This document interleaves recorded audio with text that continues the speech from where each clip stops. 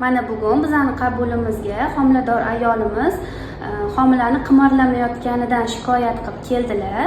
Lekin biz kuzatuvlar natijasida bolamiz juda ham yaxshi o'sib rivojlanayotganini, yurakchalari urib turganini ko'rdik. Mana hozir o'zingizga ham eshittiramiz, oyisi yurak urayotganini.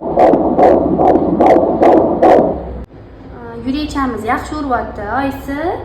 Jinsimiz o'g'il bola ekan. Mana oyoq son suyakchalari me'yorida, uzunliklari normada, oyoqchalarimiz ham me'yorida, boldir suyaklarimiz ikkalasi bir xil.